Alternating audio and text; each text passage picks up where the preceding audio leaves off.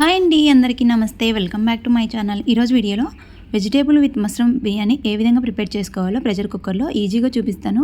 And healthy కూడా, tasty కూడా. మష్రూమ్లో చాలా ప్రోటీన్స్ అండ్ విటమిన్స్ చాలా ఉంటాయి. అండ్ వెజిటేబుల్స్తో కలిపి చేసుకున్నారంటే చాలా రుచిగా కూడా ఉంటుంది. సో ప్రిపరేషన్ అయితే చూసేయండి. ముందుగా మీకు ఎంత బియ్యం కావాలో అంత తీసుకోండి. నేను 1 కప్పు దాకా బాస్మతి రైస్, 1 కప్పు దాకా నార్మల్ రైస్ తీసుకున్నాను. మీరు అచ్చంగా బాస్మతి రైస్తోనే చేసుకోవచ్చు. ఒక 2 సార్లు వాష్ చేసుకొని కప్పుకి 1.5 కప్పు దాకా నీళ్లు పోసుకొని హాఫ్ అన్ అవర్ నానబెట్టుకోండి. తర్వాత స్టవ్ మీద ఒక కుక్కర్ పెట్టుకొని 2 టేబుల్ స్పూన్ల నెయ్యి, 2 టేబుల్ స్పూన్ల దాకా ఆయిల్ వేసుకోండి. ఆయిల్ వేసుకున్న తర్వాత సాజీరా, బిర్యానీ మసాలా వేసుకోండి.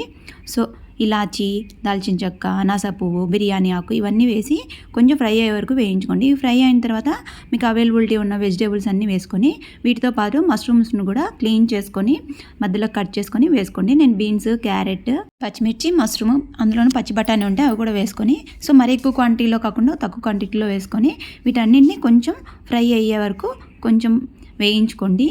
ఎక్కువ వేయించారంటే మష్రూమ్స్ మరీ చిన్నగా అయిపోతాయి. సో 2-3 నిమిషాలు వేయించుకోండి. 2-3 నిమిషాల తర్వాత 1 టేబుల్ స్పూన్ దాకా అల్లం వెల్లుల్లి పేస్ట్ కూడా వేసి ఒకసారి అంతా బాగా మిక్స్ చేసుకొని పచ్చివాసన పోయే వరకు వేయించుకోండి. ఇందులోకి 2 టేబుల్ స్పూన్ల దాకా కర్డ్ వేసుకోండి. కర్డ్ వేయడం వల్ల బిర్యానీకి మంచి రుచి వస్తుంది, చాలా టేస్టీగా కూడా ఉంటుంది.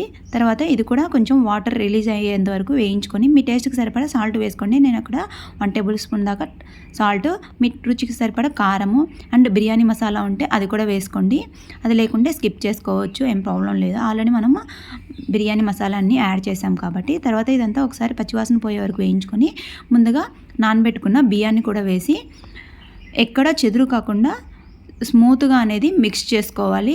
ఇందులో వాటర్ కొంచెం రిలీజ్ అయ్యే వరకు వేయించుకోండి. ఒకసారి అంతా బాగా వేయించుకొని 1 కప్పుకి 1.5 కప్పు వాటర్ వేసుకోండి. నేను ఇక్కడ 3 కప్పుల దాకా వాటర్ వేసుకొని క్లీన్ చేసి పక్కన పెట్టుకున్న పుదీనాని, కొత్తిమీరని వేసి ఒకసారి అంతా కింద నుంచి బాగా మిక్స్ చేసుకొని ప్రెషర్ పెట్టుకొని మీడియం ఫ్లేమ్లో 3 విజిల్స్ వచ్చే వరకు ఉడికించుకున్నారంటే పర్ఫెక్ట్ బిర్యానీ అనేది రెడీ అయిపోతుంది. పూర్తిగా చల్లారిన తర్వాత ప్రెషర్ అంతా పోయిన తర్వాత తీసి చూస్తే సో ఎంతో రుచిగా ఉండే పొడి పొడిలాడుతూ బిర్యానీ అనేది రెడీ అయిపోతుంది.